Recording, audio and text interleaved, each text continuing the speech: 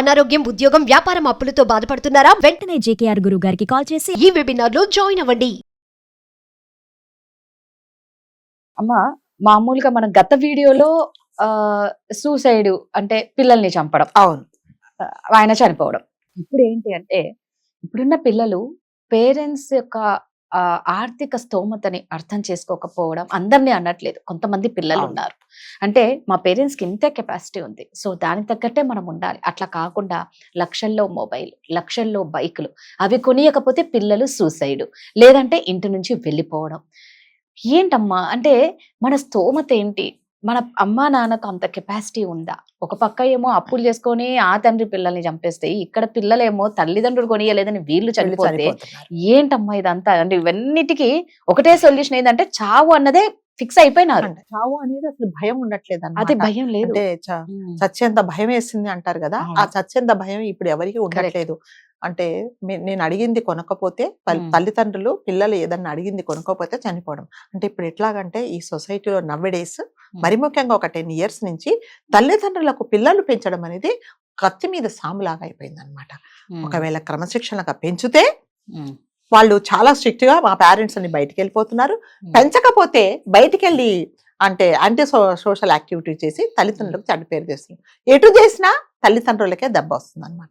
So first of all పిల్లలను తల్లిదండ్రి వాళ్ళ కెపాసిటీ ఏంటి, వాళ్ళ ఇన్కమ్ ఏంటి, ఫైనాన్షియల్ స్టేటస్ ఏంటి అనేది కంపల్సరీగా నన్ను అడిగితే కంపల్సరీగా పిల్లలకు తెలియాలండి. అంటే ఒక ఏజ్ మరి 4 ఏళ్ల పిల్లలకు 5 ఏళ్ల పిల్లలు కాదు, ఒక మైనారిటీ వచ్చిన తర్వాత ఒక 10 ఏళ్ల పిల్లలకు మన జీతం ఇంత, మన కెపాసిటీ ఇంత, మన ఖర్చులు ఇంత, ఖర్చులు పోని ఇంత మిగులుతుంది, మీ స్కూల్ ఫీజు ఇంత, ఇవి మన ఫైనాన్షియల్ స్టేటస్ అనేది కంపల్సరీ ప్రతి తల్లిదండ్రి పిల్లలకు చెప్పాలి. పిల్లలు ఏంటంటే బయటకు వెళ్తారు, కాలేజీకి వెళ్తారు, స్కూల్స్కి వెళ్తారు. బయట పిల్లలు ఎలాంటి లగ్జరీ లైఫ్ లో ఉన్నారో అదే నాకు కావాలని కోరుకుంటారు. ఎందుకంటే వాళ్ళకి తెలియదు. అదే నువ్వు ఫైనాన్షియల్ స్టేటస్ చెప్పావనుకోండి, నాన్న, అమ్మ, నేను, తర్వాత అక్క అందరం కలిసి మనకు 1 లక్ష రూపాయలే వస్తాయి, ఈ 1 లక్ష రూపాయల్లో మీ స్కూల్ ఫీజు కట్టాలి, ఇల్లు జరపాలి, దాని తర్వాత నీకు బట్టలు కొనియాలి, వీటన్నిటి పోను మనకు డబ్బులు ఒక 5,000 మాత్రమే మిగులుతాయి అని పిల్లలకు మీరు అర్థం చేసుకొని చెప్పారనుకోండి, వాడు ఇంకా అడగడు, వాడికి తెలిసిపోద్ది కదండి నా ఇన్కమే ఇంత, ఇంకా ఏం అడుగుతాడు. కాకపోతే కొంతమంది, అందరూ అనట్లేదండి, కొంతమంది తల్లిదండ్రులు ఏం చేస్తున్నారంటే మా చిన్నప్పుడు మా ఏజ్ ఉన్నప్పుడు మేమేమి అనుభవించలేదు, మా పిల్లలకు మేము అప్పులు చేసైనా కదే వాళ్ళకి కష్టం తెలియకుండా పెంచుతాము అనే ఒక భ్రమలో ఆ పిల్లలు ఇండైరెక్ట్ గా తల్లిదండ్రులే పాడు చేస్తున్నారు అనమాట. సో నీ కష్టం తెలియకుండా పెంచావు, కానీ రేపొద్దున నీ కెపాసిటీకి మించి వాళ్ళు అడిగినప్పుడు మళ్ళీ నువ్వే కదా ఇబ్బంది పడతావు. ఇప్పుడు వాడు ఒక ఐఫోన్ అంటే ఐఫోన్, అసలు వాడికి ఐఫోన్ అవసరమా? ఫోన్ ఎందుకు? కమ్యూనికేషన్ కోసం. ఆ ఫోన్ కాకుండా ఐఫోన్ అంటే అప్పులు చేసి కొంటాను. సో మా ఇంట్లో ఒక పనమ్మాయి ఉందండి, కొన్ని సంవత్సరాల నుంచి నా దగ్గర చాలా నమ్మకంగా ఉంటుంది. నేను ఊర్లో వెళ్ళినా కూడా తన కీసితో అంత నమ్మకంగా ఉంటుంది. తనకి ఎప్పుడైనా ఏదైనా ప్రాబ్లమ్స్ వస్తే నేను కొంచెం నాకు వీలైనంతలో నేను ఫైనాన్షియల్గా హెల్ప్ చేస్తాను. సో మొన్న సడన్ గా వచ్చి, అమ్మ నాకు ఒక 30,000 ఇవ్వమనింది.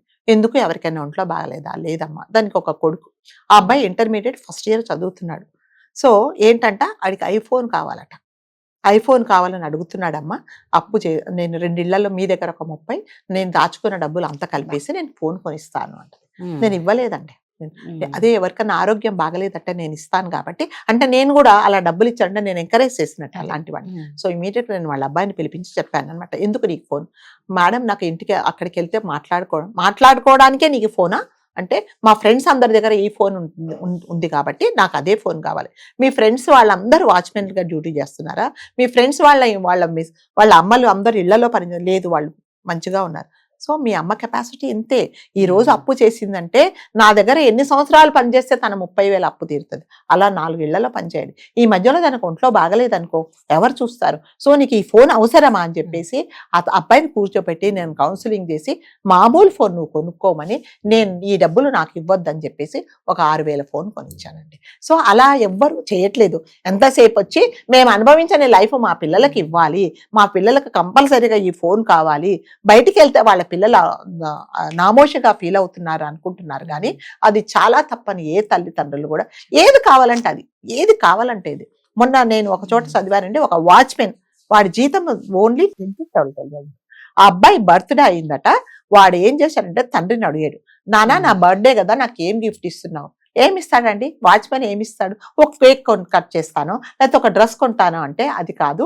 ఒక KTM అని ఒక బైక్, డ్యూక్ బైక్, అది దాదాపు 1,70,000 80,000 అవుతుంది. అది కావాలని మారాం చేశాడు. వాడు అంతా చూస్తే వాడి వయసు 18 సంవత్సరాలు. జనరల్ గా 18 సంవత్సరాలు ఉన్న పిల్లలు ఇంటర్మీడియట్ కంప్లీట్ చేసి ఉండాలి, సెకండ్ ఇయర్. వాడు still he's in 8th class only. ఎందుకంటే వాడికి లేని అలవాట్లు లేవు. తాగుడము, తర్వాత బయట తిరగడము, అవన్నీ ఉన్నాయి. 8th క్లాసే ఉన్నాడు వాడు, 18 సంవత్సరాలు 8th క్లాసు.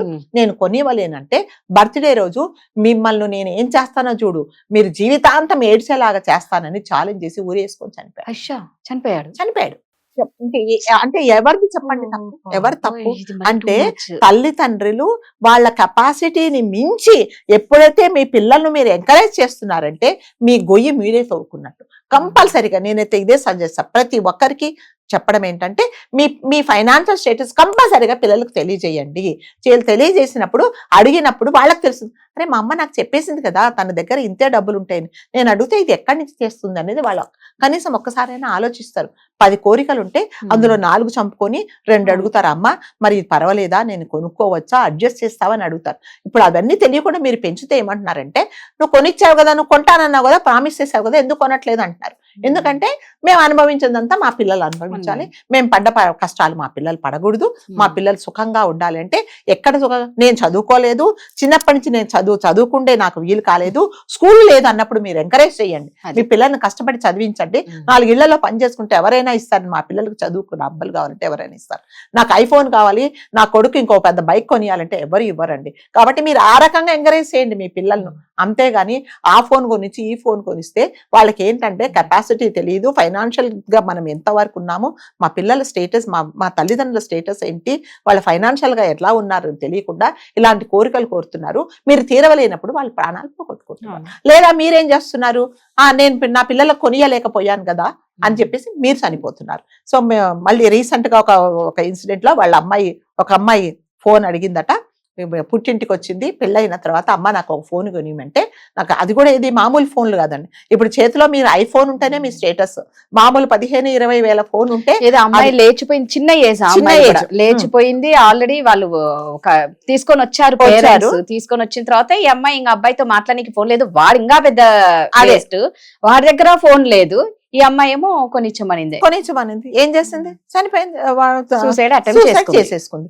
ఇవన్నీ ఏంటంటారండి, ప్రతి ఒక్క తల్లిదండ్రి కంపల్సరీగా పిల్లలకు కంపల్సరీగా వాళ్ళు అంటే మేము కష్టాలు పడ్డాము వాళ్ళు పడకూడదు కదా, అలాంటి కష్టాలు పడకూడదు అంటే మీరు చక్కగా చదివించండి, 4 ఇళ్లలో పనిచేసి మీరు డబ్బులు సంపాదించి ఆ రకంగా మీరు ఎంకరేజ్ చేయాలి. కానీ ఫోన్లు కొనియడము, లేకపోతే బైక్ మీద తిరగడము, లేకపోతే సినిమాలకు తిరగడము, అవన్నీ చేశారంటే వాళ్ళు నిజంగానే వాళ్ళు చాలా పాడైపోతారండి. తర్వాత పిల్లలు ఇప్పుడు ఆ వాచ్మెన్ నెత్తి కొట్టుకొని ఏడుస్తున్నాడు, నా కొడుకు ఒకవేళ నిజంగా నీకు ఆ ఫోన్ కావాలంటే నేను అప్పు చేసన్నా కొనిచ్చేవాడిని కదా కొడక అని ఏడుస్తున్నాడు. అలాంటి వాడు ఎందుకు చెప్పండి? 1,70,000 అంటే ఆ వాచ్మెన్ ఎన్ని సంవత్సరాలు పనిచేస్తే 1,70,000 రూపాయలు కావాలి చెప్పండి. ఒక పూట తిని ఒక పూట తినక 4 ఇళ్లలో వాళ్ళ ఆవిడ పనిచేస్తే ఏదో మిగిలిందంటే అదే అడ్జస్ట్ చేసుకుంటున్నారు. అవన్నీ ఏంటంటే కొనిస్తానని చెప్పాడు అనమాట, నేను కొనిస్తాను, నీకేం కావాలి, నేను బర్త్డేకి ఏదైనా కొనిస్తాను. కానీ అంత పెద్ద కోరిక కోరతాడని ఇతనికి కూడా తెలియదు. కాబట్టి ప్రతి ఒక్క తల్లిదండ్రి కంపల్సరీగా వాళ్ళ స్టేటస్ ఏంటనేది పిల్లలకు తెలియజేయాల్సిన అవసరం ఇది కంపల్సరీగా ఉందండి. థ్యాంక్ యూ అమ్మా.